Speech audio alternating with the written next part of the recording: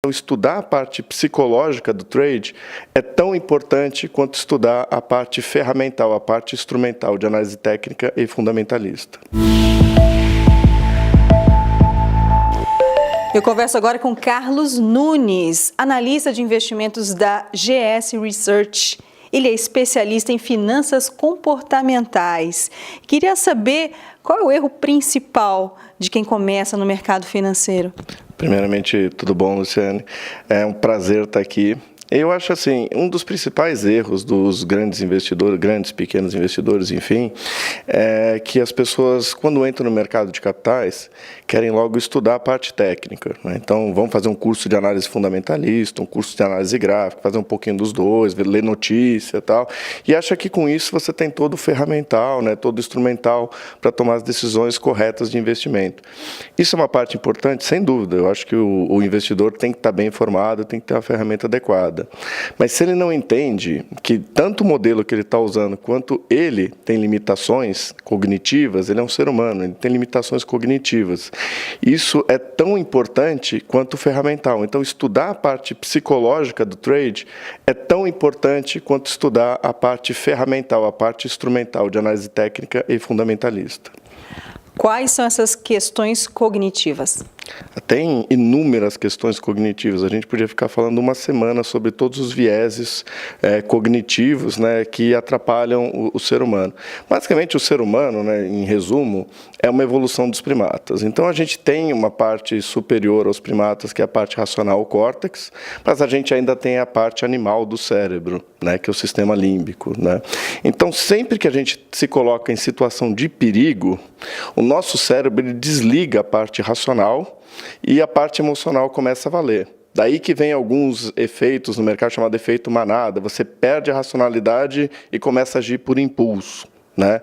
Então, o investidor que não entender a parte de controle de risco, por exemplo, você se coloca numa situação de risco, você está fazendo uma aposta muito grande, então você começa a sentir medo, ansiedade, angústia, você fala, nossa, não devia ter arriscado tanto, enfim, você se coloca em situações de perigo, o seu cérebro começa a desligar a parte racional. Aí aquilo que você estudou de análise técnica, de fundamentalista, não vale de nada. Você começa a tomar decisões emocionais e aí uma decisão começa a piorar em cima da outra e o problema começa a ficar grande demais, né, para consertar, nesse sentido. E como proceder, então?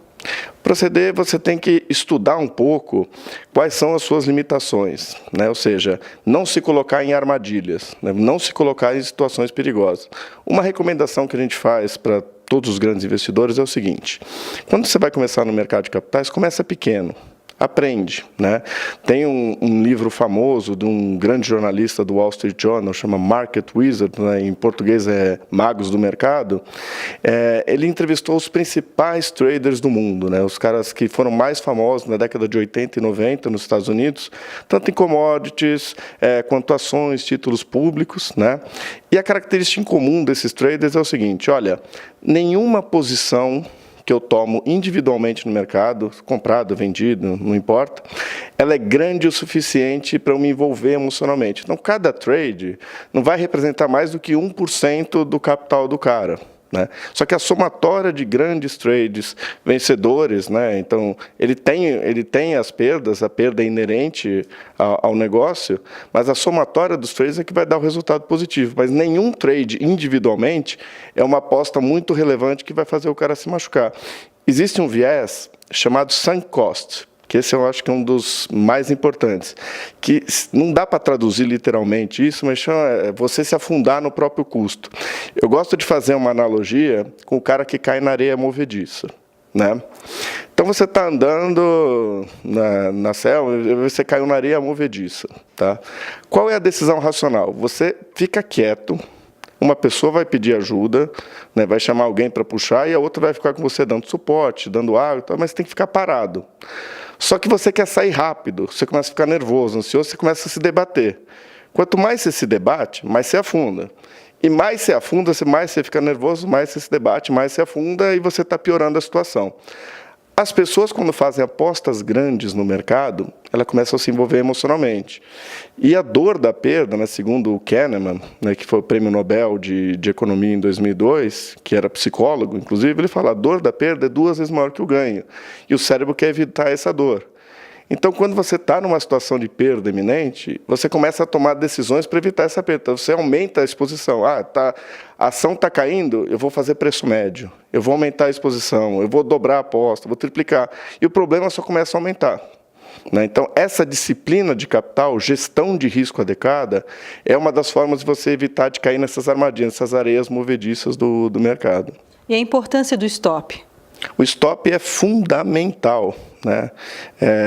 Tem um grande analista no mercado, da Clear, que é o Bo Williams, ele fala uma frase que eu acho brilhante, ela resume tudo. Ele fala o seguinte: o investidor deveria gostar de levar stop, né? Ele deveria curtir levar o stop. Aí você vai perguntar, o cara é maluco? Ele acha que o investidor é masoquista? Ele gosta de sofrer? Gosta de perder dinheiro? Não é isso. Tá? O que ele quer dizer é o seguinte: você entra, vamos fazer um hipotético. Você tem uma estratégia que acerta 80-20. 80% de acerto, 20% de erro. E quando você ganha 1, quando você perde 2. Se você mantiver o ritmo dessa estratégia, você vai ganhar dinheiro no longo prazo. O que muitos investidores não sabem é que quando você tem uma estratégia que erra 20%, existe uma chance de 1% de você ter uma sequência de até 5 trades seguidos negativos. Você tem que saber disso para estar no jogo. Tá? E muitos investidores perdem o controle nas perdas, né? Então, a única coisa que você controla efetivamente no mercado é a perda, não é o lucro. Né? Então, você tem que deixar aquela perda sob controle. Você sabe que pode acontecer uma sequência de 5. Então, você tem que estar preparado no seu capital para isso daí não representar mais que 10%. Recuperar uma perda de 10%, o meu trade system consegue. Agora, recuperar uma perda de 50%, o negócio precisa subir 100%. Aí já é muito mais difícil. Então, você tem que sempre deixar as perdas sob controle. O stop é aquilo que vai te manter vivo no jogo. Ou seja, bateu no meu stop é quando a estatística deixou de ser favorável para mim. Eu entrei na posição porque as condições técnicas eram favoráveis. Fundamento, análise técnica, não importa. Aquelas condições naquele momento eram favoráveis. Se bateu no meu stop é porque deixou de ser favorável. Então, se você ficar apostando numa situação que é desfavorável, que é o chamado sunk cost, você só está piorando o problema. Aí você sai do jogo muito rápido. Sua perda, que era 10%, passa a ser 50%, 60%, 70%, e você não recupera mais. Aí você está fora do jogo. Carlos, vamos dar um exemplo prático para a gente ser bem didático aqui, por exemplo, a um empreendedor? Sim, o empreendedor no Brasil, eu fui consultor empresarial por muitos anos, né? E normalmente as empresas chegavam para a gente já com um problema sem solução. Até brincava com eles que eu era economista não mágico, né? Já chegava com o problema totalmente estourado. As pessoas, o Kahneman, né, ele descobriu que as pessoas tomam menos risco quando elas estão numa posição vencedora e tomam muito risco quando elas estão numa posição perdedora para evitar essa dor da perda, né? Então, por exemplo, nessa crise que a gente está vivendo agora no Brasil, muitas pessoas perderam emprego. E algumas têm grandes reservas para sustentar 2, 3 anos para tentar voltar para o mercado de trabalho. A postura mais adequada para a pessoa nesse momento é não fazer nada, tentar se recolocar no mercado o mais rápido possível, estudar, enfim, tentar se requalificar para colocar no mercado e segurar aquelas reservas e reduzir o custo na sua casa. Mas muitos querem recuperar aquela renda que ele perdeu, que era constante. Então, vão fazer um negócio, vou abrir um restaurante, que seja, né? E aí ele pega aquela reserva que era para ele segurar um tempo e faz uma aposta grande. Putz, vou abrir um restaurante, não tem, sem sócio, vamos lá, vamos que vamos. Só que isso daí tem exposição de custo, né? Normalmente é um cenário de crise, o dólar está desvalorizando, os preços de commodities, né, que são trigo, farinha, né, soja, milho. Quero ver o cara fazer um restaurante sem isso. Não dá, né? Só se ele cozinhar pedra, não dá para fazer um restaurante sem isso. Enfim, ele fica com a exposição do custo. Se tiver um cenário de desvalorização do câmbio, tem inflação de custo e é repassado para as despesas dos funcionários, enfim. Ele fez sem planejamento, a chance disso daí dar certo é pequena. Então, 1 ano, 2 anos depois que ele fez uma aposta grande, ele vê que não está dando certo, em vez de ele desistir disso de uma vez e tentar se recolocar no mercado, ele fala, cara, eu já fiz uma aposta tão grande, agora eu vou até o fim. Ele pega o resto da reserva, vai naquilo, usa o cartão de crédito da empresa para tentar pagar as contas de casa.